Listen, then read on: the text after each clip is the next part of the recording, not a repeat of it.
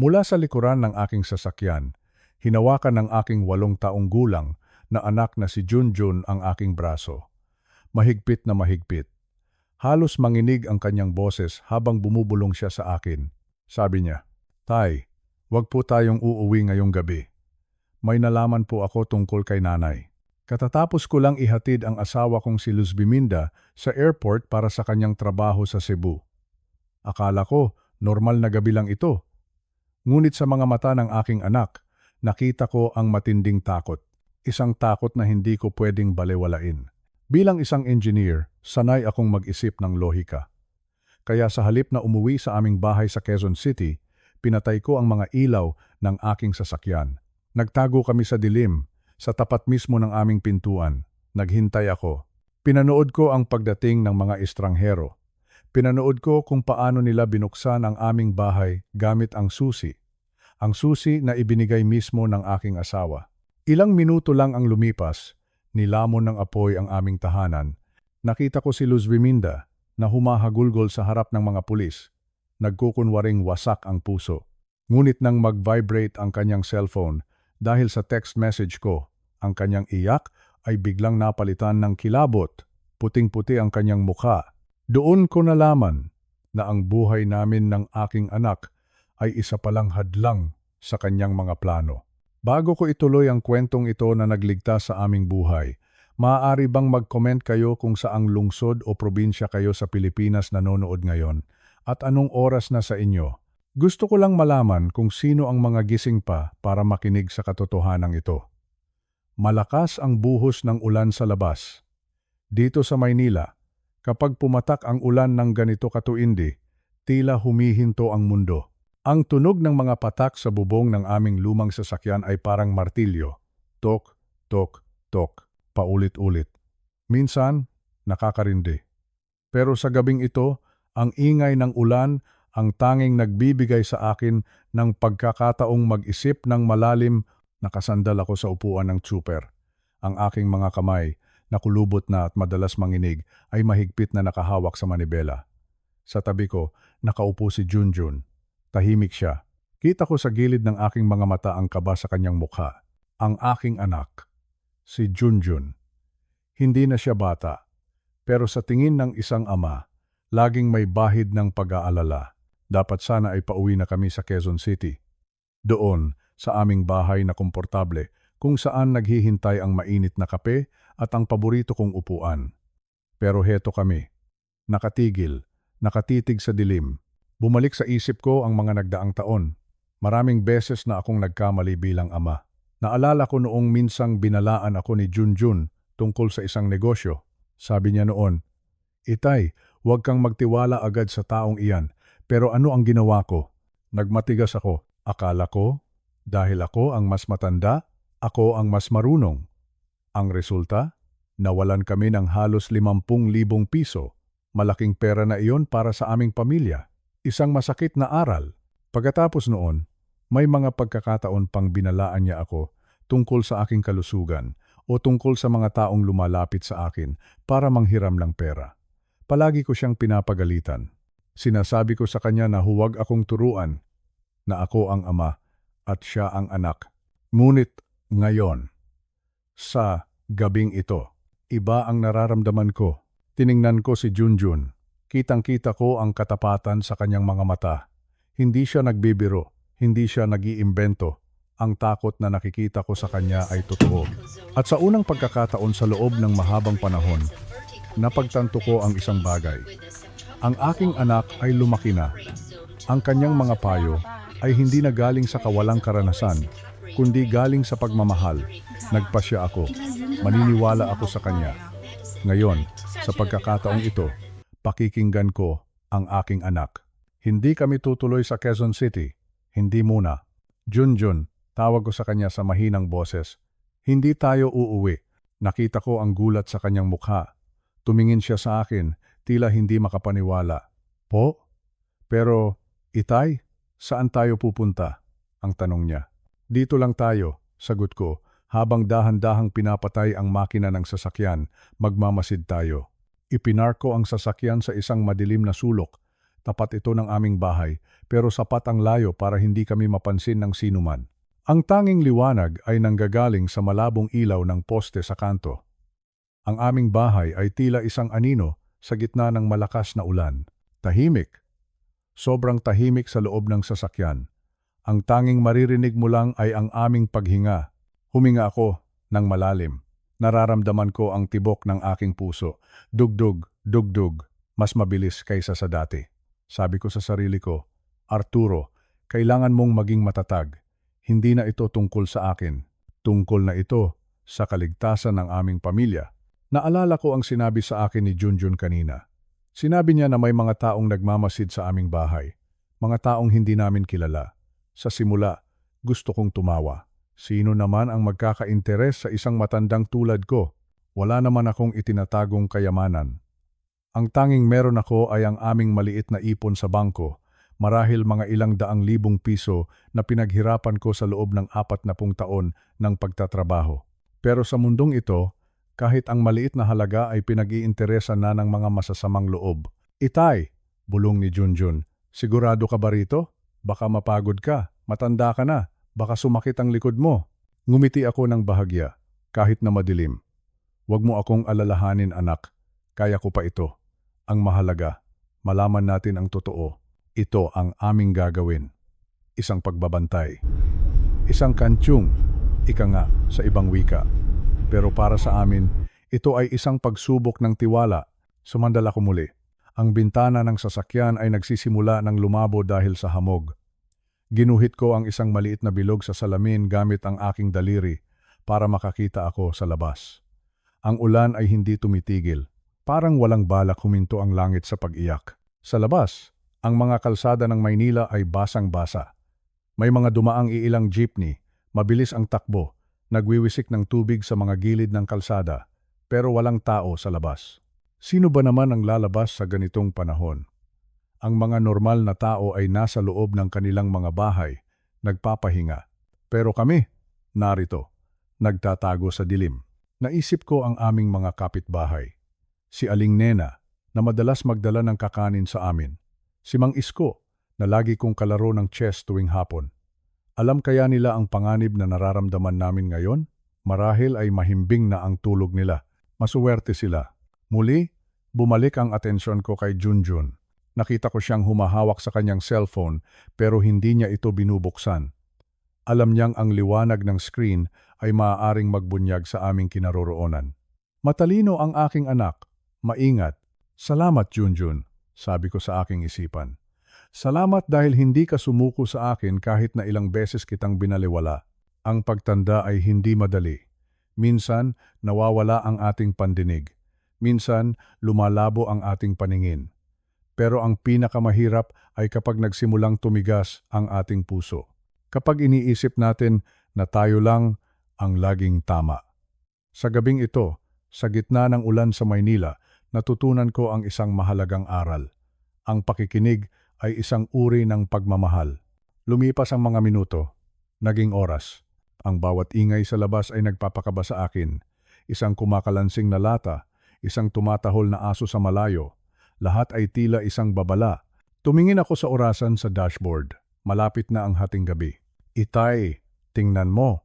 Bulong ni Junjun bigla. Nagtindig ang balahibo ko. Tumingin ako sa direksyon na itinuturo niya. Sa tapat ng aming gate, may isang aninong gumagalaw. Hindi ito aso. Hindi ito sanga ng puno na tinatangay ng hangin. Isang tao. Nakasuot siya ng kapote, kaya hindi maaninag ang mukha. Nakatayo siya doon, tila may hinihintay, o tila may tinitingnan. Ang puso ko ay tila sasabog na. Totoo nga, tama si Junjun. Dahan-dahan hinawakan ko ang kamay ni Junjun. Malamig ang kanyang kamay, pero matatag. Sa sandaling iyon, wala akong naramdamang takot para sa aking sarili. Ang tanging nasa isip ko ay ang protektahan ang aking anak. Huwag kang gagalaw, bulong ko sa kanya. Manatili tayong tahimik. Ang taong nasa labas ay dahan-dahang lumapit sa aming gate. Hinawakan niya ang trangka. Parang sinusubukan kong nakakunsi ito. Salamat sa Diyos, bago kami umalis kanina, sinigurado kong nakapadlak ang lahat. Pagkatapos ng ilang sandali, ang tao ay lumakad palayo at nawala sa dilim ng eskinita. Huminga kami ng maluwag ni Junjun, pero alam naming hindi pa tapos ang lahat. Isang simula pa lamang ito. Ang desisyon ko na manatili rito ay ang pinakatamang desisyon na ginawa ko sa loob ng maraming taon. Kung umuwi kami ng direkta, baka hindi namin nalaman na may nagmamanman na pala sa amin. Baka nabigla na lang kami sa loob ng aming sariling pamamahay. Sa gitna ng patuloy na buhos ng ulan, naramdaman ko ang isang uri ng kapayapaan sa loob ng kaba. Kapayapaan dahil sa wakas, nagkakaisa kaming mag-ama. Hindi na ako nag-iisa sa laban na ito. Itay, sabi ni Junjun, kailangan nating tumawag ng tulong bukas. Hindi tayo pwedeng manatiling ganito. Tumango ako. Oo anak, bukas na bukas din. Pero sa ngayon dito muna tayo, magbabantay tayo. Ang Maynila ay isang lungsod na puno ng ingay at gulo. Pero sa gabing ito, sa loob ng aming sasakyan, nahanap namin ang isang mahalagang bagay na matagal na naming nakalimutan. Ang tiwala. Ang ulan ay patuloy pa ring bumubuhos. Mukhang wala itong balak tumigil hanggang madaling araw, pero ayos lang. Handa akong maghintay. Handa kaming maghintay. Dahil sa gabing ito, ang aming pagbabantay ay hindi lamang para sa aming bahay. Ito ay para sa aming kinabukasan. Ang bawat patak ng ulan ay tila nagpapaalala sa akin. Arturo, magmasid ka. Arturo, makinig ka. Arturo, protektahan mo ang iyong pamilya. At iyon ang gagawin ko. Hanggang sa sumikat ang araw, hanggang sa maging ligtas ang lahat. Sa dilim ng gabi, sa ilalim ng ulan sa Maynila, kami ay mananatiling gising, mananatiling handa. Dahil ang pag-ibig ng isang ama ay hindi natutulog, lalo na kapag ang kanyang anak ang nagsabi ng totoo. Maghihintay kami. Kahit gaano pa katagal, madilim ang paligid. Ang tanging naririnig ay ang walang tigil na pagpatak ng ulan sa bubong ng aming sasakyan. Ang oras ay tumatakbo ng mabagal. Napakabagal. Tumingin ako sa aking lumang relo. 10:45. 15 minuto na lamang bago mag-alas 11 ng gabi. Dito sa loob ng sasakyan, kasama ang aking anak na si Junjun, ang hangin ay tila nagiging masikip. Mahirap huminga. Ang bintana ng sasakyan ay puno ng hamog. Gamit ang aking nanginginig na kamay, pinunasan ko ang maliit na bahagi ng salamin. Gusto kong makakita ng malinaw. Gusto kong malaman kung ano ang nangyayari sa labas. Sa labas, ang kalsada ng aming subdivision ay tahimik. Ang mga ilaw sa poste ay paminsan-minsang kumukurap. Pagkatapos, isang pares ng ilaw ng sasakyan ang lumitaw sa dulo ng kanto. Hindi ito mabilis. Dahan-dahan ang pag-abante nito, tila isang magnanakaw na naglalakad ng patiyad sa dilim. Isang puting van. Isang luma at kupas na puting van. Huminto ang van sa tapat mismo ng aming gate. Doon, sa tapat ng bahay na pinaghirapan ko ng maraming dekada. Nakaramdam ako ng kaba. Isang uri ng kaba na nanunuot hanggang sa aking mga buto. Hindi ito ordinaryong takot. Ito ay ang takot sa hindi mo alam na panganib. Itay, bulong ni Junjun. Ang kanyang boses ay halos hindi marinig, pero puno ng babala. Sila na iyan. Huwag kayong gagawa ng anumang ingay. Nanatili kaming estatwa sa loob ng madilim na sasakyan. Pinanood namin ang pagbukas ng pinto ng van. 2 lalaki ang lumabas. Nakasuot sila ng itim na jacket at may mga sombrero na halos tumatakip na sa kanilang mga mata. Hindi ko sila kilala, sigurado ako. Sa tagal ko sa lugar na ito, kilala ko ang bawat mukha ng aking mga kapitbahay. Pero ang mga ito, sila ay mga dayuhan sa aking paningin. Sila ay parang mga multo na lumitaw mula sa ulan. Ngunit ang sumunod na nangyari ang nagpahinto sa pintig ng aking puso. Ang isa sa mga lalaki ay lumapit sa aming gate. Hindi siya umakyat sa bakod. Hindi niya sinira ang kandado. Sa halip, may kinuha siya mula sa kanyang bulsa. Isang susi, isang pamilyar na kumpol ng mga susi. Narinig ko ang tunog ng bakal. Click. Bumukas ang gate.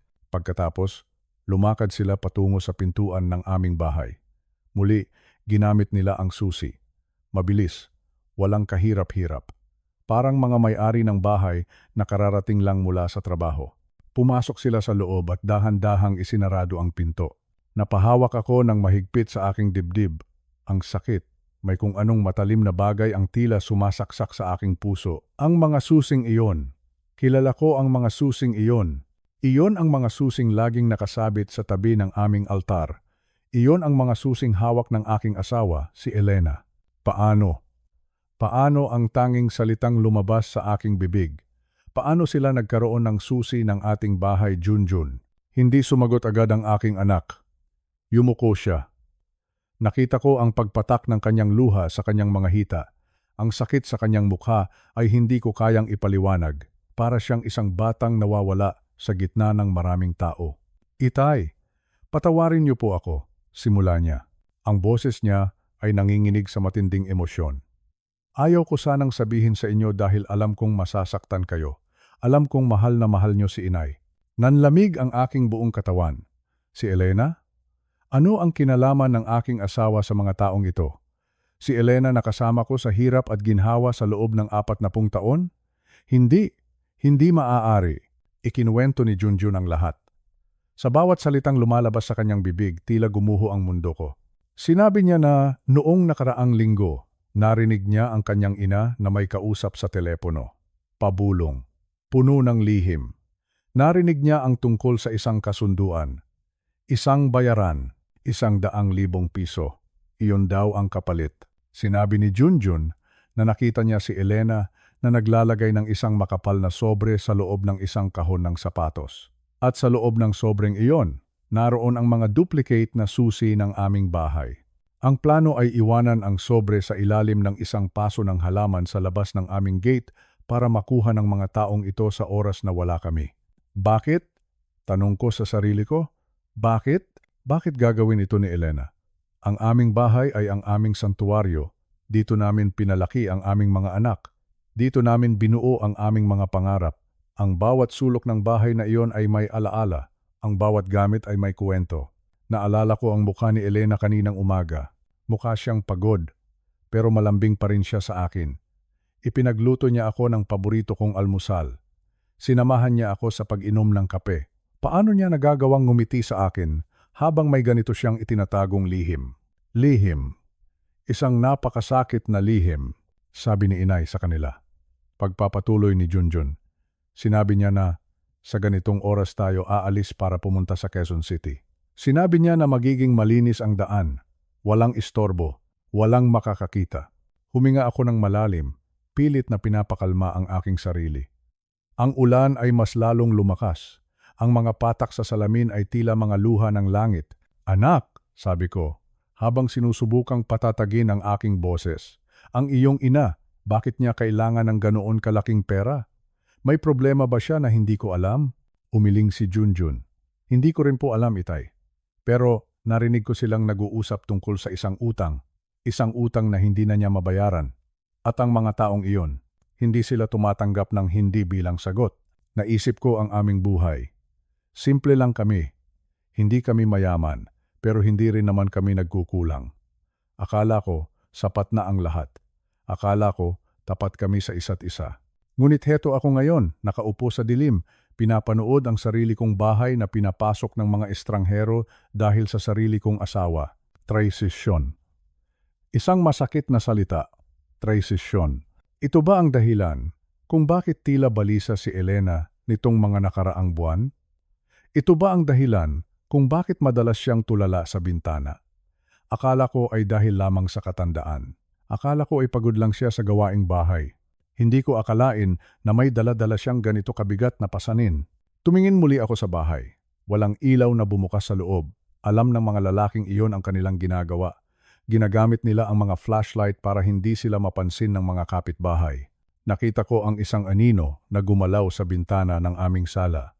Pagkatapos, sa aming silid tulugan, doon sa silid na iyon kung saan kami natutulog gabi-gabi.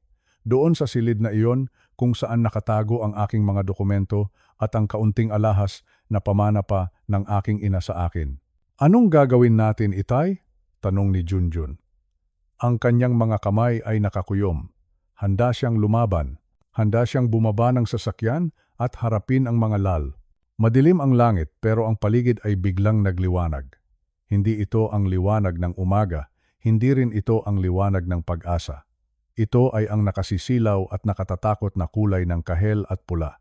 Apoy. Isang malakas na pagsabog ang bumasag sa katahimikan ng gabi. Mula rito sa loob ng aming sasakyan, naramdaman ko ang pagyanig ng lupa, ang aming bahay.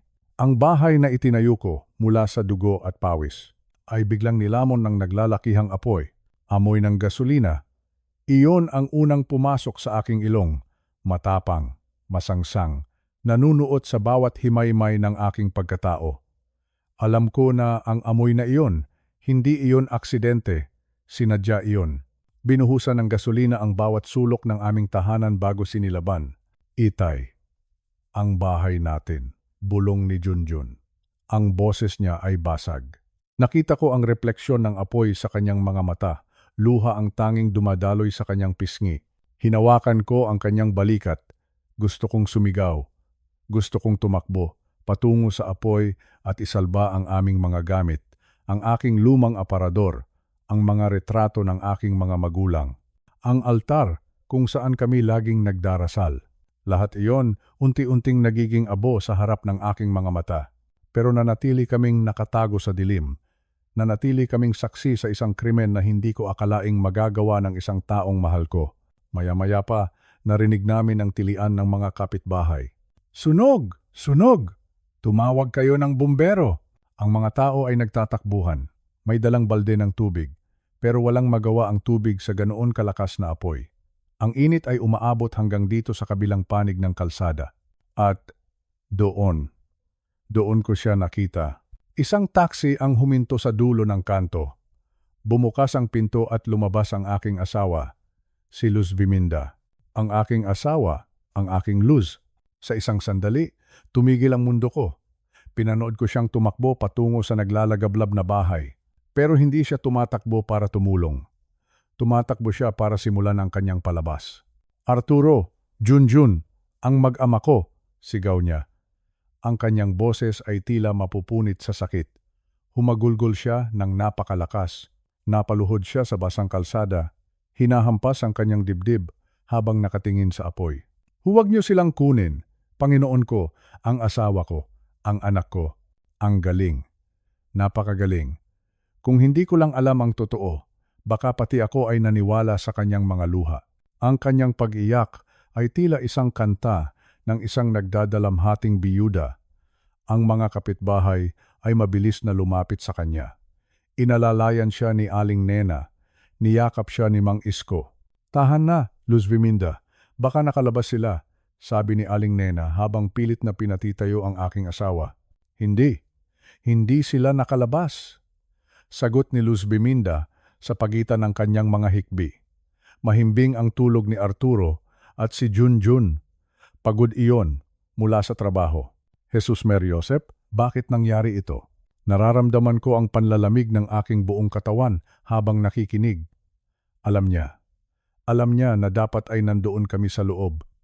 Inasahan niya na ang aming mga katawan ay magiging bahagi ng mga abong iyon.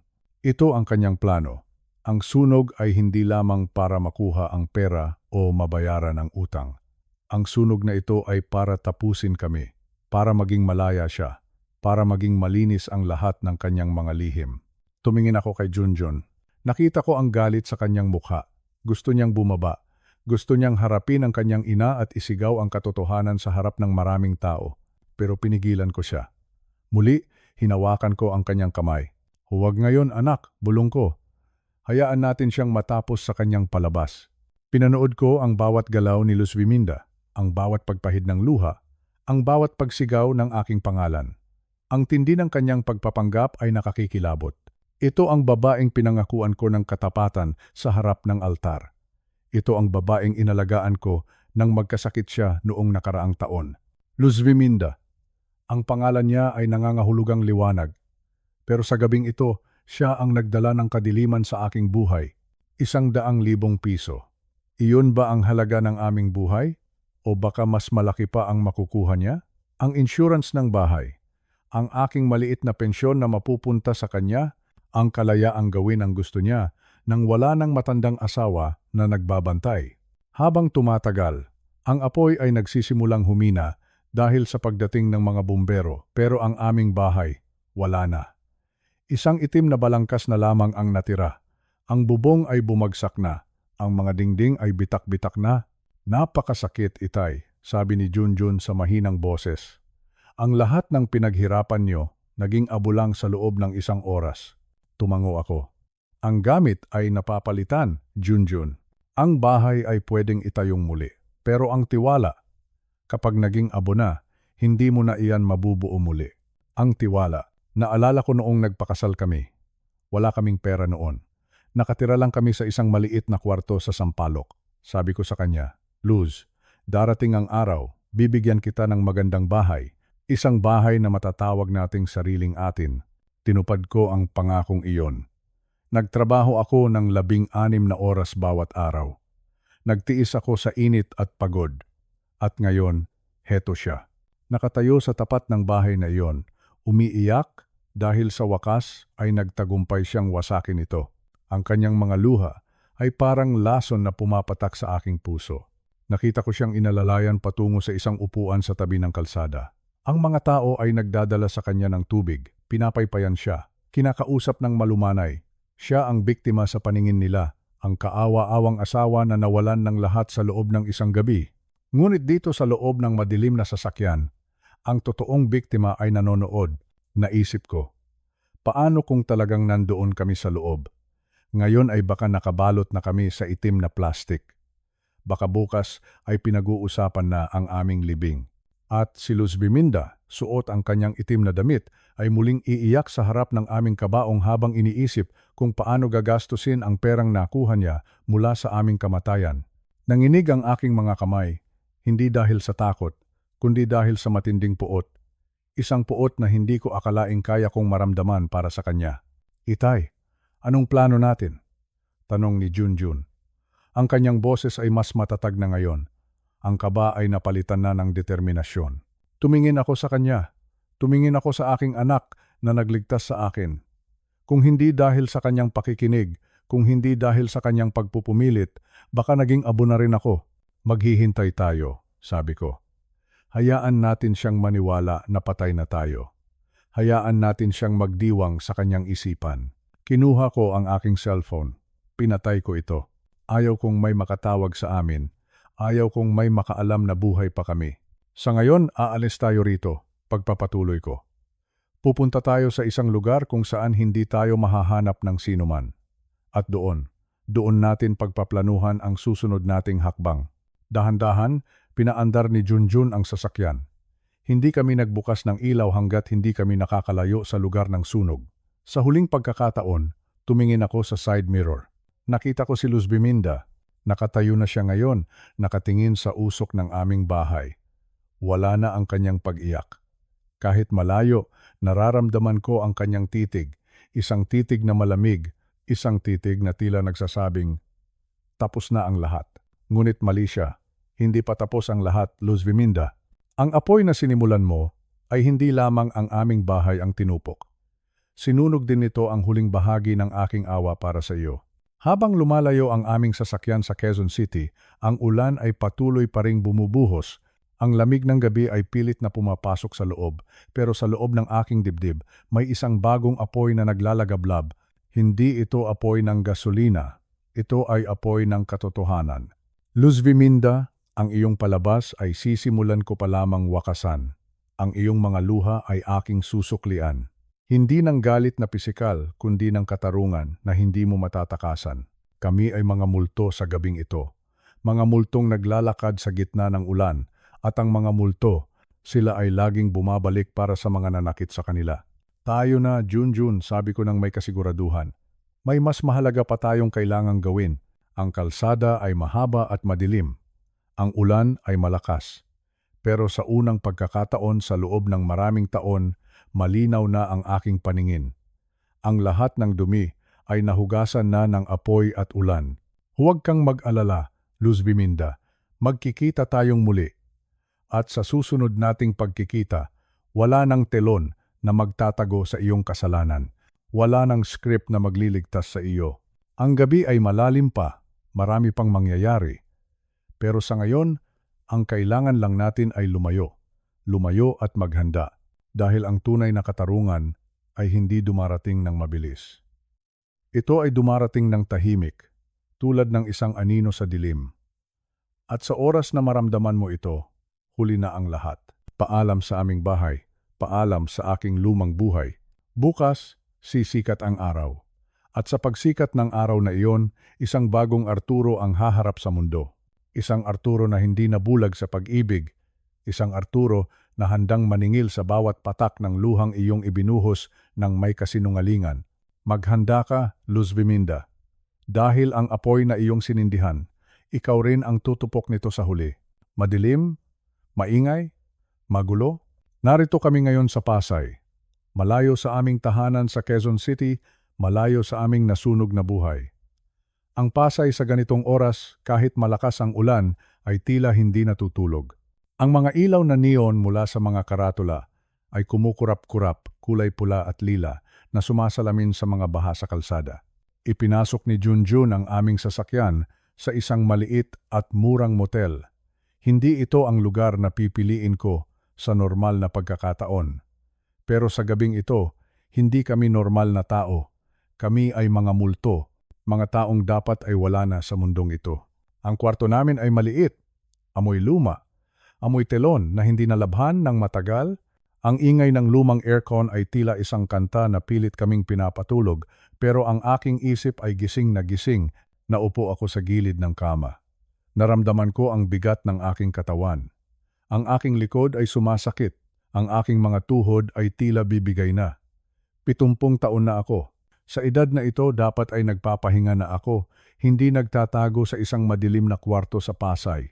Itay, uminom muna kayo ng tubig, sabi ni Junjun. Inabutan niya ako ng isang basong plastik. Tiningnan ko ang aking anak. Pagod na rin siya. Ang kanyang buhok ay basang-basa pa ng ulan. Ang kanyang mga mata ay puno ng pag-aalala. Salamat anak, tugon ko. Huwag kang mag-alala sa akin. Mas matatag ang iyong tatay kaysa sa iniisip mo. Uminom ako. Malamig ang tubig, pero hindi nito kayang palamigin ang apoy na nasa loob ng aking dibdib. Ang apoy ng pagtataksil. Kailangan naming kumilos. Hindi kami pwedeng manatili rito habang si Luz Biminda ay nagdiriwang sa kanyang tagumpay. Pero kanino kami hihingi ng tulong? Sa mga pulis? Umiling ako sa aking sarili. Hindi pa ngayon. Sa bansang ito, ang hustisya ay parang traffic sa EDSA. Mabagal. Minsan, nakakalito. At kung malalaman ni Luz Biminda na buhay kami, baka gumawa pa siya ng mas matinding paraan para patahimikin kami bago pa man kami makapagsalita. Ang mga taong kasabwat niya, ang dalawang lalaking iyon na pumasok sa aming bahay. Hindi sila biro. Kailangan namin ng proteksyon, isang legal na proteksyon. Kinuha ko ang aking lumang notebook mula sa bulsa ng aking jacket. Buti na lang at hindi ko ito naiwan sa bahay. Dito nakasulat ang mga mahahalagang numero ng aking buhay. Binuklat ko ang mga pahina hanggang sa mahanap ko ang isang pangalan. Ate. Corazon Santos. Si Corazon. Ang aking kumpareng matalik na kaibigan. Hindi lang siya basta abogado. Siya ay naging bahagi na ng aming pamilya sa loob ng 30 taon. Siya ang tumulong sa akin noong magkaroon kami ng problema sa lupa sa probinsya. Siya rin ang naging saksi sa bawat tagumpay at hirap ng aming pamilya. Matapat, matapang, at higit sa lahat, marunong rumespeto sa katotohanan. Tumingin ako sa orasan. Pasado 12:00 na ng madaling araw. Isang hindi formal na oras para tumawag sa isang kagalang-galang na abogada. Pero wala na akong pagpipilian. Itay, tatawagan niyo ba si attorney? Tanong ni Junjun habang nakatingin sa akin. Kailangan Junjun. Siya lang ang tanging taong mapagkakatiwalaan natin sa labas ng kwartong ito, sagot ko. Diniyal ko ang numero. Bawat tunog ng telepono ay tila isang tibok ng aking puso. Ring. Ring. Ring. Sa ikatlong ring, may sumagot. Hello? Sino ito? Bakit napatawag ka sa ganitong oras? Ang boses ni Corazon ay puno ng antok, pero naroon pa rin ang autoridad ng isang abogado. Huminga ako ng malalim. Corazon. Si Arturo ito. Narinig ko ang pagtahimik sa kabilang linya. Pagkatapos, ang boses niya ay biglang nagbago. Naging alerto, naging seryoso. Arturo? Jesus Mario Josep. Arturo, kagabi pa ako nakakabalita, sabi sa radyo. Sabi sa balita, nasunog ang bahay niyo. Akala namin ay nandoon kayo sa loob. Naramdaman ko ang init ng luha sa aking mga mata. May tao pa palang nag-aalala sa akin. May tao pa palang nakakaalala na ako ay buhay pa. Buhay kami, Corazon. Buhay kami ni Junjun, bulong ko. Pero kailangan namin ng tulong mo. Isang malaking tulong. Doon, sa loob ng maliit na motel room sa Pasay, sinabi ko sa kanya ang lahat. Hindi ko itinago ang anuman. Ikinuwento ko ang tungkol sa pagmamanman namin ni Junjun sa labas ng bahay. Ikinuwento ko ang tungkol sa mga lalaking may susi. At ang pinakamasakit sa lahat. Ikinuwento ko ang tungkol kay Luz Viminda. Habang nagsasalita ako, nararamdaman ko ang pangangatog ng aking boses. Ang sakit ay tila bumabalik ng paulit-ulit. Ang aking asawa, Corazon. Ang aking Luz.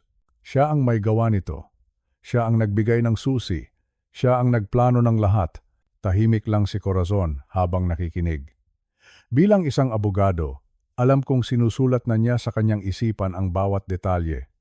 Alam kong sinusuri na niya ang bigat ng aking mga salita. Arturo, sabi niya pagkatapos ng mahabang katahimikan, napakabigat ng iyong sinasabi, pero naniniwala ako sa iyo. Kilala kita. Hindi ka gagawa ng ganitong kwento kung hindi ito totoo. Nagpatuloy siya. Sinabi niya sa akin na huwag muna kaming lalabas. Huwag muna kaming pupunta sa presinto ng pulis sa Quezon City. Makinig ka, Arturo, ang payo niya sa akin. Sa ngayon, sa mata ng batas at ng publiko, kayo ay pumanaw na at iyon ang gagamitin nating alas. Kapag nalaman ni Luz Viminda na buhay kayo, maglilinis siya ng ebidensya.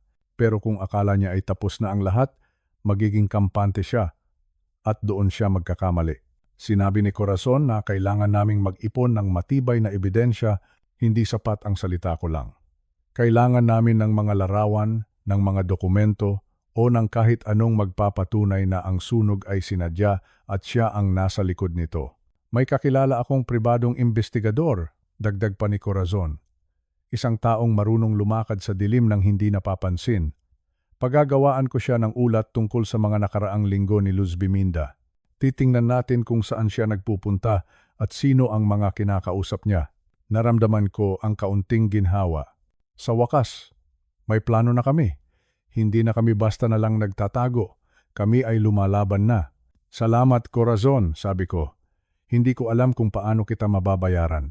Huwag mong isipin ang bayad, Arturo. Sagot niya ng may lambing. Magkaibigan tayo. At higit sa lahat, kailangan nating mahanap ang katarungan.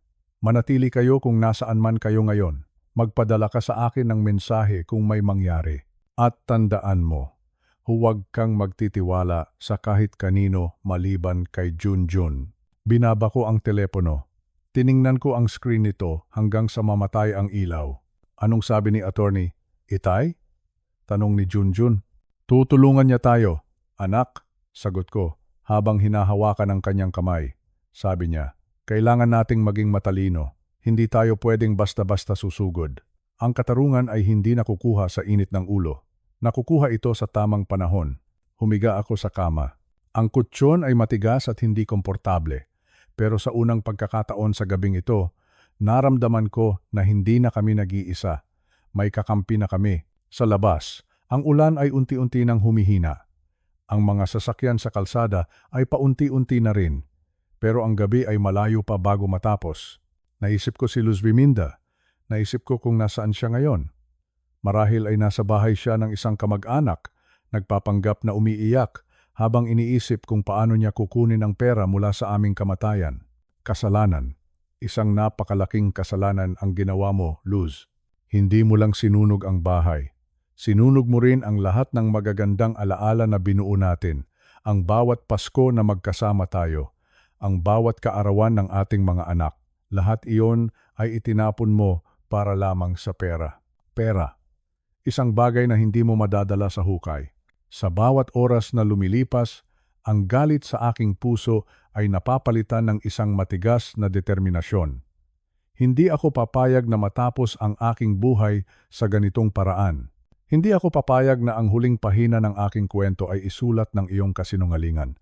Itay, matulog na kayo, bulong ni Junjun. Ako muna ang magbabantay.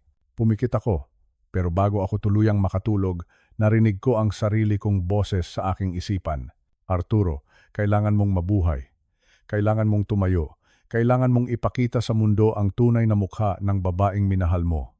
Ang katarungan ay paparating na. Parang ang pagsikat ng araw pagkatapos ng bagyo, hindi mo ito mapipigilan. Hindi mo ito matatakasan. Maghihintay ako, Corazon. Maghihintay kami. At sa pagdating ng araw na iyon, ang lahat ng itim ay magiging puti. Ang lahat ng lihim ay mabubunyag. Sa gabing ito, dito sa Pasay, sa gitna ng ingay at gulo, natagpuan ko ang aking lakas. Isang lakas na hindi nanggagaling sa aking mga kalamnan, kundi sa aking paninindigan. Tulog na, Arturo. May laban ka pa bukas. Isang laban para sa katarungan. Isang laban para sa katotohanan. Isang laban para sa iyong dangal at sa tulong ng Diyos at ng aking tapat na kaibigan. Magtatagumpay tayo. Pumikit na ako ng tuluyan. Ang ingay ng aircon ay naging isang banayad na kanta. Ang dilim ay naging isang kumot. At sa aking panaginip, nakita ko ang aking sarili na nakatayo sa gitna ng isang bagong bahay. Isang bahay na hindi gawa sa kahoy at semento, kundi gawa sa kapayapaan at katotohanan. Paalam sa gabi ng trahedya. Bukas ay simula ng aking pagbawi. Mainit ang singaw ng semento sa parking lot ng paliparan. Humihingal ako, hindi dahil sa pagod, kundi dahil sa kaba na tila sumasakal sa aking dibdib. Ako si Arturo, at sa edad kong ito, akala ko ay tapos na ang panahon ng aking mga pakikipagsapalaran. Ngunit heto ako, bumalik sa paliparan, hinahanap ang sasakyan ng sarili kong asawa, natanaw ko rin ang puting SUV. Ang sasakyang madalas naming gamitin sa pagsimba tuwing linggo. Ngunit ngayon, tila isa itong estranghero sa aking paningin. Hawak ko ang ekstrang susi. Nanginginig ang aking mga daliri. Sa isang klik, bumukas ang pinto. Pumasok ako sa loob. Amoy na amoy ko pa ang bango ng kanyang pabango. Isang halimuyak na dati ay nagbibigay sa akin ng kapayapaan, ngunit ngayon ay nagdadala ng pait. Hinalughog ko ang bawat sulok. Binuksan ko ang lalagyan ng mga gamit sa harap. Wala roon. Tiningnan ko sa ilalim ng mga upuan. Doon, sa isang maliit na siwang sa gilid ng driver's seat, may naramdaman akong matigas na bagay. Isang maliit na bag. Dahan-dahan ko itong binuksan. Ang unang bumungad sa akin ay isang lumang cellphone. Isang mumurahing telepono na hindi ko kailanman nakitang ginamit niya. Binuksan ko ang screen. Walang password. Agad na bumadya sa aking paningin ang mga mensahe mula kay Rico. Pangalan pa lang, parang kutsilyong sumasaksak sa akin. Basahin ko man o hindi, alam ko na ang ibig sabihin nito. Nakaayos na ang lahat, mahal ko, ang sabi sa isang mensahe. Konting tiis na lang, magiging atin din ang lahat. Napatigil ako, parang huminto ang pag-ikot ng mundo. Mahal ko, sila ba ay nagmamahalan habang ako ay nagpapakahirap magtrabaho para sa aming kinabukasan? Ngunit hindi lang iyon ang nandoon. Sa loob ng bag, may nakatuping papel, isang dokumento mula sa kumpanya ng seguro. Binuksan ko ito ng dahan-dahan. Nanlabo ang aking paningin nang makita ko ang mga numero. 150 milyong piso. 150 milyong piso. Ito ang halaga ng aking buhay. Sa ilalim ng insurance policy na ito at ang nakasulat na makikinabang, walang iba kundi siya. Ang aking asawa, napaupo ako ng maigi sa upuan. Napakasakit. Napakasakit isipin na ang taong pinagkatiwalaan ko ng aking buhay ay siya palang naghihintay sa aking kamatayan. Para sa kanya, ang halaga ko ay pera lamang. Isang malaking halaga na kapalit ng aking huling hininga. Diyos ko, ano ang gagawin ko? Naririnig ko ang tibok ng aking puso. Dug, dug, dug. Mabilis. Masyadong mabilis. Parang gusto nitong kumawala sa aking dibdib. Tumingala ako sa kisame ng sasakyan at napapikit. Rico, bulong ko sa aking sarili. Sino ang lalaking ito?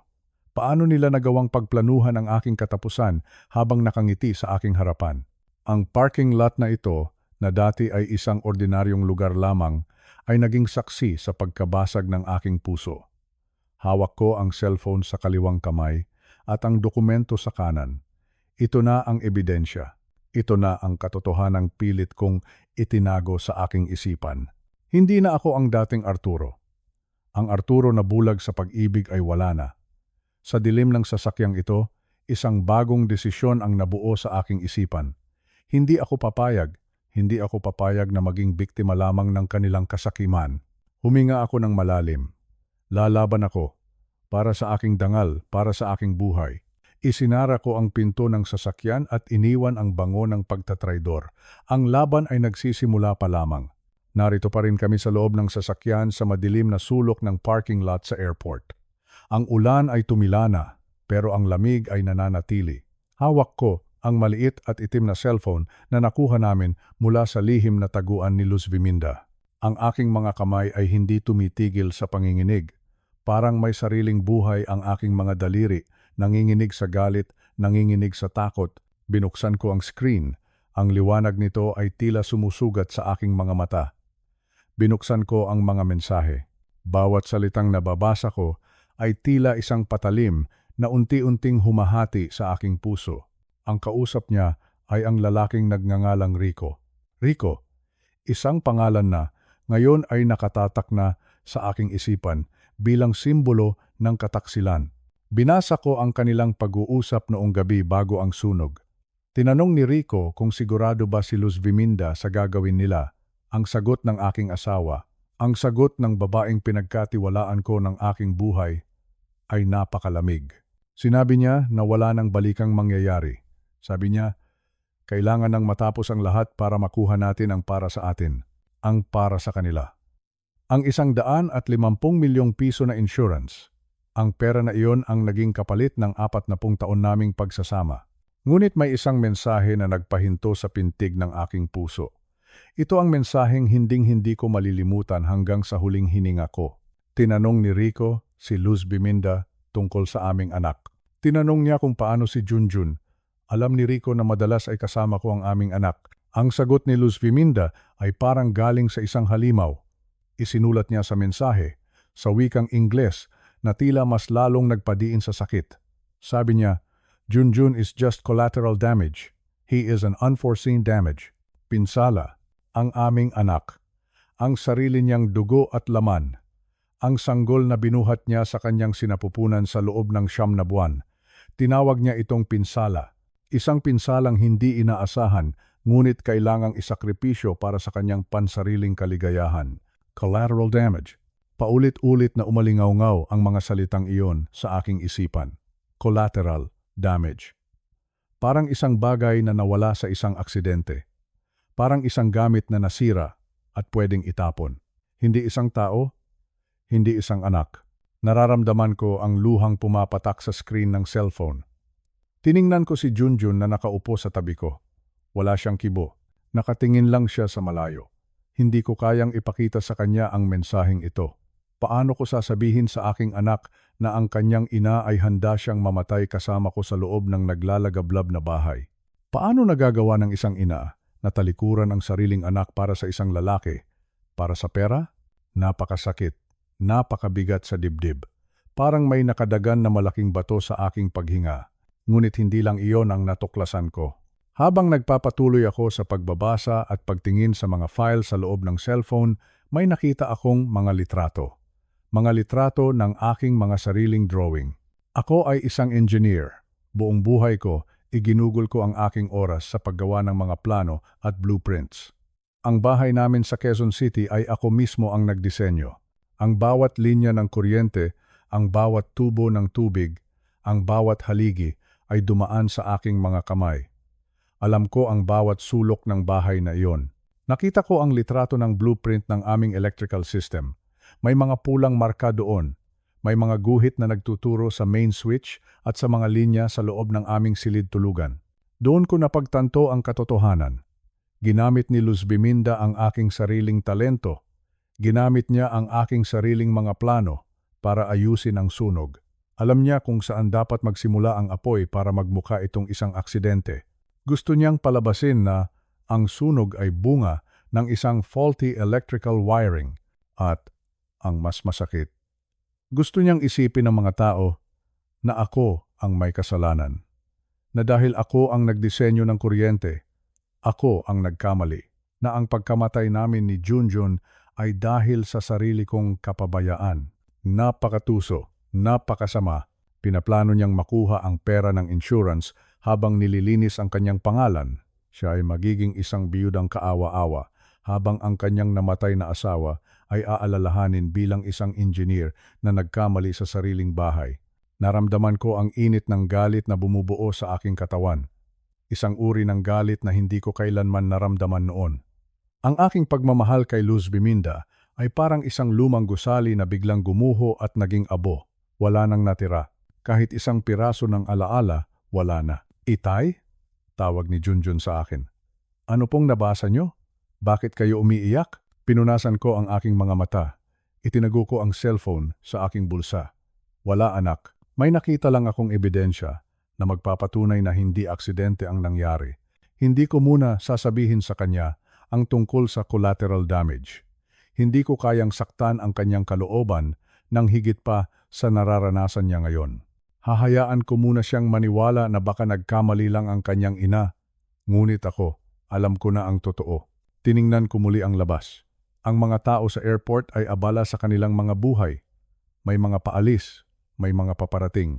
Ang mundo ay patuloy sa pag-ikot habang ang aming mundo ay tuluyan ng nagbago. Junjun, sabi ko ng may matigas na boses. Hindi tayo susuko. Gagawin natin ang lahat para makuha ang katarungan. Opo, Itay, sagot niya. May determinasyon din sa kanyang mga mata. Ito na ang simula ng aming laban. Hindi na ako ang matandang Arturo na mahina at madaling lokohin. Ako ngayon ay isang ama na naghahanap ng katarungan para sa kanyang anak. Ako ay isang engineer na gagamit ng sariling talino para gibain ang mga kasinungalingan ni Luz Biminda. Collateral damage. Ang mga salitang iyon ang magsisilbing gasolina sa aking determinasyon. Gagamitin ko ang bawat segundo ng aking natitirang buhay para ipakita sa kanya na ang pinsalang sinasabi niya ay ang magpapabagsak sa kanya. Luz Biminda, akala mo ay naging abo na kami. Akala mo ay malinis na ang iyong daan patungo sa yaman ni Rico. Ngunit nagkamali ka, buhay pa kami, at ang katarungan ng Diyos ay hindi natutulog. Sa bawat hakbang mo, sa bawat tawa mo kasama ang iyong kabit, alalahanin mo ang mga salitang ito. Kami ang anino na hindi mo matatakasan. Kami ang katotohanan na susunog sa iyong mga pangarap. Dahan-dahan, pinaandar ni Junjun ang sasakyan. Palabas na kami ng parking lot. Palabas sa dilim, patungo sa liwanag ng katotohanan.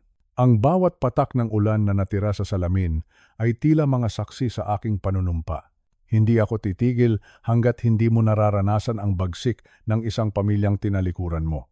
Katarungan, iyan ang kailangan ko. Iyan ang makukuha ko para kay Junjun. Para sa aking dangal, para sa bawat taon na niloko mo ako. Maghanda ka, Luz Biminda. Dahil ang pinsalang hindi mo inaasahan ay ang iyong magiging katapusan. Makati. Ang lugar ng mga matatayog na gusali, ng mga taong laging nagmamadali, at ng perang tila hindi nauubos. Narito kami ngayon sa gitna ng sibilisasyon kung saan ang bawat kanto ay amoy kape at usok ng mga sasakyan. Pero sa likod ng marangyang paligid na ito, may isang madilim na katotohanang nakatago. Nakatayo ako sa labas ng isang sikat na coffee shop sa Ayala Avenue. Nakasuot ako ng malaking jacket, sombrero at salamin. Pinagmamasdan ko ang aking paligid, ang aking puso, mabilis ang pintig. Parang tambol na hindi humihinto. Sa tabi ko, hindi kalayuan, ay si Inspector Dindo, isang matapat na alagad ng batas na naging kaibigan ni Attorney Corazon. Siya ang tumulong sa amin para ayusin ang lahat ng ito. Sabi ni Dindo, sa akin kanina, Mang Arturo, huminga kayo ng malalim. Kami ang bahala. Huwag kayong magpapakita hanggat hindi ko ibinibigay ang hudyat. Huminga ako ng malalim. Nilanghap ko ang malamig na hangin ng Makati. Ngayon na ang araw ng paniningil. Pumasok kami sa loob ng coffee shop. Pinili namin ang isang sulok na madilim kung saan makikita ko ang lahat pero hindi ako agad mapapansin. Maya-maya pa, bumukas ang pinto. Pumasok siya, si Luz Biminda. Suot niya ang isang eleganteng itim na damit.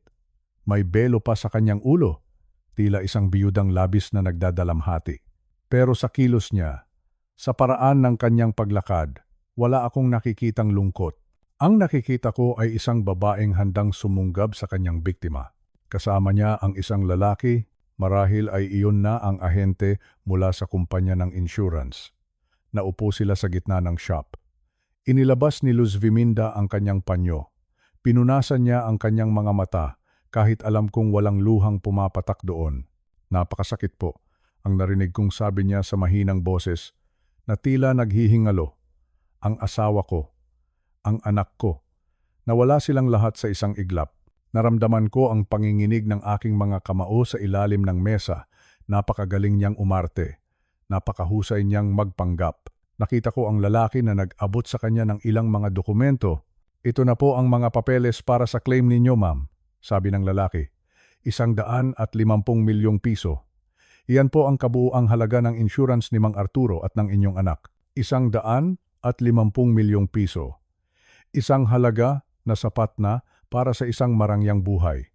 Isang halaga na naging dahilan para sunugin niya ang sarili niyang tahanan.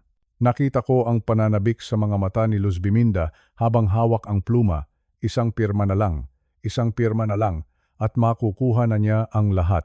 Sa sandaling iyon, tumingin sa akin si Inspector Dindo, tumango siya. Ito na ang hudyat. Dahan-dahan akong tumayo.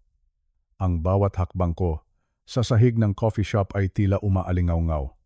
Ang aking mga tuhod ay nangangatog, pero ang aking espiritu ay matatag. Huminto ako sa tapat ng kanilang mesa, nanatiling nakayuko si Luz Viminda, abala sa pagbabasa ng mga papeles. Luz Viminda, tawag ko sa kanyang pangalan.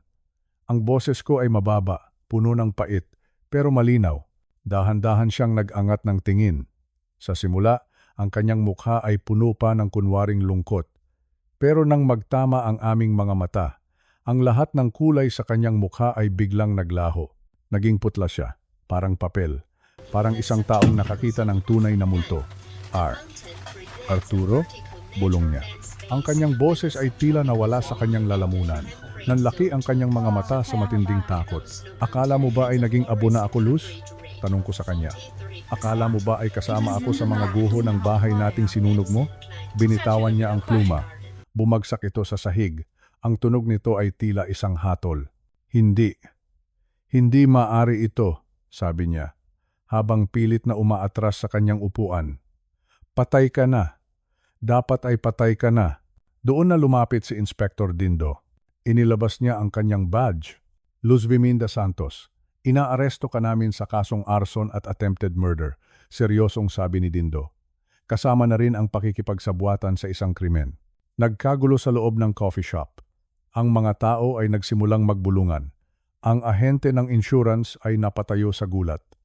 Ngunit ang tingin ko ay nanatiling nakapako kay Luz Viminda. Tumingin siya sa paligid, naghahanap ng matatakbuhan.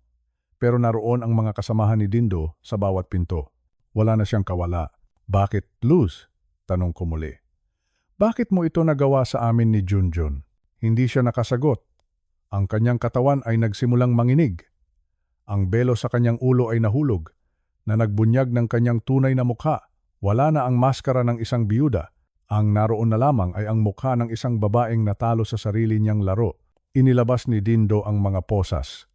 Ang tunog ng bakal ay narinig ng lahat. Arturo, patawarin mo ako, bigla niyang sinabi, habang nagsisimulang umiyak ng tunay na luha-luha ng pagsisisi dahil nahuli siya. Nagawa ko lang iyon dahil kailangan ko ng pera. Pera. Isang salita na sumira sa aming pamilya. Isang salita na mas matimbang pa kaysa sa 40 taon naming pagsasama. Ang pera ay kinikita. Luz, sagot ko habang nakatingin sa kanya ng diretsyo. Pero ang buhay ay hindi nabibili. At ang tiwala, kapag sinira mo, kahit kailan ay hindi mo na mabubuo muli. Isinakay na siya ng mga pulis sa labas. Pinanood ko ang pag-alis ng patrol car habang bumubuhos muli ang ulan sa Makati. Ang bawat patak ng ulan ay tila naghuhugas sa dumi na iniwan ng gabing iyon. Naramdaman ko ang isang kamay sa aking balikat. Si Junjun pala. Tapos na po, itay, sabi niya nang may mahinang boses. Ligtas na po tayo. Tumango ako. Oo anak, tapos na. Naupo ako sa isang bench sa labas. Ang Makati ay patuloy pa rin sa pagmamadali, pero para sa akin, ang mundo ay tila huminto sa sandaling iyon. Hustisya. Ito ang salitang hinahanap ko mula pa noong gabing nakatayo kami sa tapat ng nasusunog naming bahay. Ngayong nakuha ko na ito, hindi ko maramdaman ang saya na inaasahan ko. Ang nararamdaman ko ay isang malalim na kapayapaan at isang matinding pagod. Tumingin ako sa langit. Salamat, Panginoon. Salamat dahil hindi niyo kami pinabayaan. Sa gabing ito, sa gitna ng Makati, natapos ang isang kabanata ng aming buhay. Isang kabanata na puno ng apoy at takot. Pero alam ko, bukas ay sisikat ang araw. At sa pagsikat ng araw na iyon, sisimulan namin ang pagtatayo ng isang bagong buhay. Isang buhay na hindi na nakasandig sa mga kasinungalingan, kundi sa katotohanan. Ang katarungan ay hindi lamang tungkol sa pagpapakulong sa may sala. Ito ay tungkol din sa pagpapalaya sa ating mga sarili mula sa galit. Paalam, Luz Biminda. Paalam sa sakit na idinulot mo. Dahan-dahan kaming naglakad ni Junjun patungo sa aming sasakyan. Ang mga ilaw ng Makati ay kumukurap-kurap pa rin. Pero sa pagkakataong ito, hindi na ito nakakatakot. Ito ay nagsisilbing liwanag sa aming bagong landas. Isang hakbang. Isa pang hakbang. Patungo sa kinabukasan. Dahil ang tunay na katarungan ay ang kakayahang muling ngumiti pagkatapos ng bagyo. Nang gabing iyon, tila huminto ang pag-ikot ng mundo. Napakabigat ng hangin sa loob ng bahay. Nakatayo ako sa gitna ng sala, kaharap ang babaeng pinangakuan ko ng habambuhay. Si Luz Biminda, ang aking asawa, ang aking Luz. Ngunit ang babaeng nasa harap ko ngayon ay hindi ang Luz na kilala ko. Wala na ang kislap ng pagmamahal sa kanyang mga mata. Ang tanging nakikita ko na lamang ay ang lamig ng yelo. Isang tingin na tila nanunuot sa aking buto. Inilapag ko ang mga ebidensya sa lamesa, ang lihim na telepono, ang mga mensahe nila ni Rico, at ang dokumento ng insurance na nagkakahalaga ng 150 milyong piso. Bakit, Luz? Ang tanging salitang lumabas sa aking nanginginig na bibig, bakit mo ito nagawa sa amin? Sa halip na umiyak o humingi ng tawad, ay isang nakakangilong tawa ang narinig ko. Isang tawa na puno ng pangungutya. Dahan-dahan niyang hinubad ang kanyang suot na salamin. Tumingin siya sa akin ng diretsyo. Doon ko nakita ang tunay niyang anyo. Ang kanyang balat kayo ay tuluyan ng natanggal. Pagod na ako, Arturo. Sabi niya sa isang boses na hindi ko kailanman narinig. Napakalamig, napakatigas. 15 taon. 15 taon akong nagpanggap na masaya sa simpleng buhay na ito.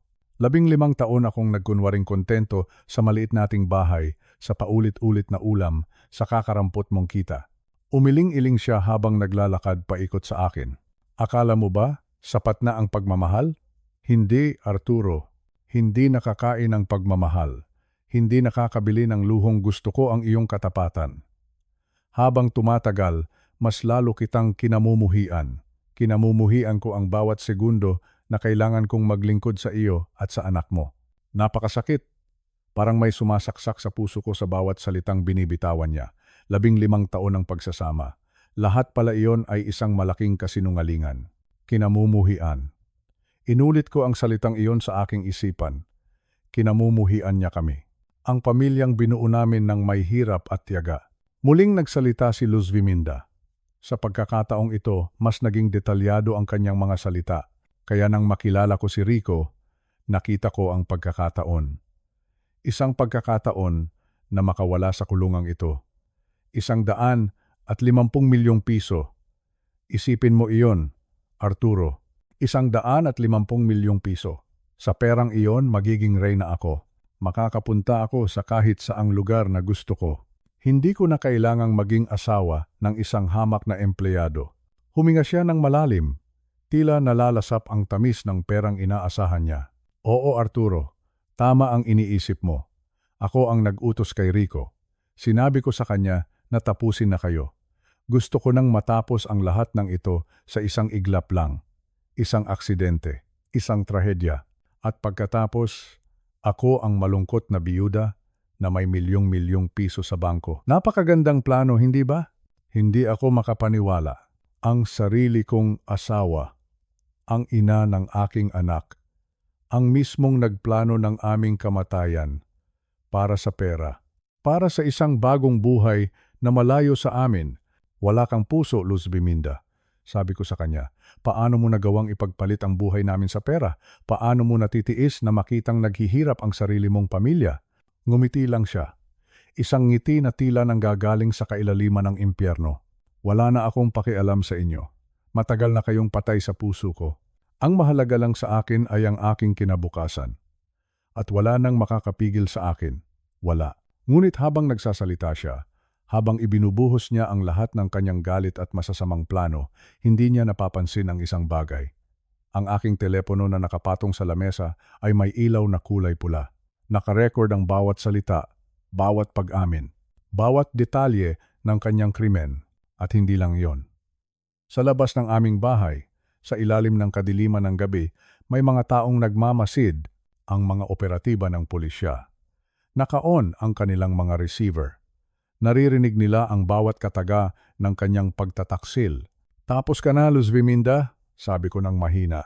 Tumawa siya muli. Anong tapos? Sino ang maniniwala sa iyo? Ako ang biktima rito, Arturo.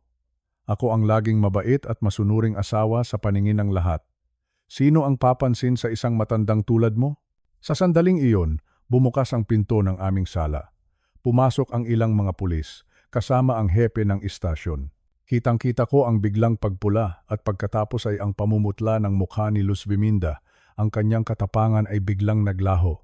Ang kanyang tinig na kanina lang ay puno ng yabang. Ngayon ay nauwi sa isang mahinang ungol. Luz Biminda Santos, sabi ng hepe habang inilalabas ang posas. Narito kami dahil sa malinaw na pag-amin mo sa balak na pagpatay at pakikipagsabwatan sa isang kriminal. Nakarecord ang lahat.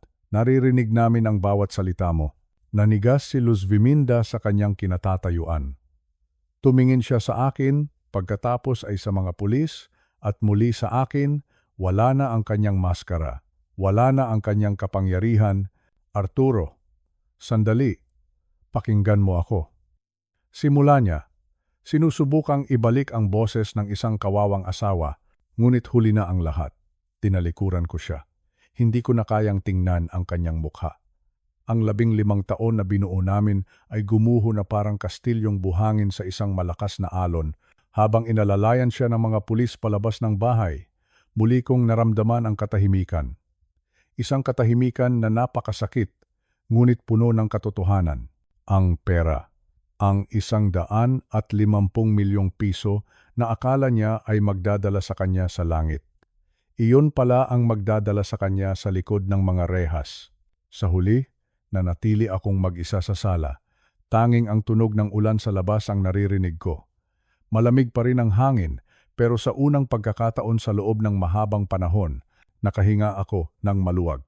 Tapos na ang pagpapanggap. Tapos na ang kasinungalingan. Ang katotohanan, gaano man ito kasakit, ay sa wakas lumabas na. Narito ako ngayon, nakaupo sa balkonahe ng aming maliit na bahay dito sa Tagaytay. Malamig ang simoy ng hangin. Napakatahimik. Minsan, nakatingin lang ako sa malayo, pinagmamasdan ang bulkang Taal habang humihigop ng mainit na kape. 3 taon na rin ang nakalipas. 3 taon mula nang magulo ang aming buhay dahil sa mga maling desisyon at maling tao. Si Luz Biminda, nasa loob pa rin siya ng kulungan. Doon niya pinagsisisihan ang lahat ng sakit na idinulot niya sa aming pamilya. Hindi ko na siya dinadalaw. Hindi dahil sa galit, kundi dahil kailangan ko nang bitawan ang lahat ng sakit, patawad. Iyan ang salitang nahanap ko sa aking puso. Pero ang kalimutan ng lahat, ibang usapan na iyon. Nawalan kami ng malaking halaga. Higit sa 5 milyong piso ang kinuha niya sa amin. 5 milyon. Isang halaga na pinagtrabahuhan ko ng buong buhay ko. Pero alam nyo, habang tumatanda ako, napagtanto ko na ang pera ay kinitang muli. Pero ang tiwala, ang katahimikan ng isip, iyon ang tunay na kayamanan. Kasama ko ngayon si Junjun, ang aking anak. Siya ang nagsilbing sandigan ko nang akala ko ay guguho na ang mundo ko. Kung mayroon man akong isang payo para sa inyo, mga kasama ko sa edad na ito, makinig tayo sa ating mga anak. Minsan, akala natin ay tayo ang laging tama dahil tayo ang mas matanda. Pero ang ating mga anak, sila ang may mas malinaw na paningin sa mundong ito ngayon. Sila ang proteksyon natin laban sa mga mapagsamantala. Maging mapagmatsyag tayo. Huwag basta-basta magtitiwala sa mga matatamis na salita. Ang mundo ay puno ng mga taong magaling magkunwari. Mag-ingat. Lagi tayong mag-ingat. Ngayon, sa edad kong ito, mas pinahahalagahan ko na ang bawat umaga, ang bawat paghinga. Ang sugat sa puso ko ay naghilom na rin kahit paano. Nag-iwan ito ng pilat, pero ang pilat na iyon ang nagpapaalala sa akin na ako ay lumaban at ako ay nagwagi. Salamat sa pagsama ninyo sa aking kwento. Sa bawat kabanata ng buhay, laging may pag-asa. Laging may bagong simula, kahit gaano pa man kalalim ang pinanggalingan nating hirap. Ako si Arturo, at dito nagtatapos ang ating paglalakbay. Naway manatiling payapa ang inyong mga puso, at maging puno ng pagmamahal ang inyong mga tahanan hanggang sa muli nating pagkukwentuhan. Pagpalain kayo ng may kapal. Paalam.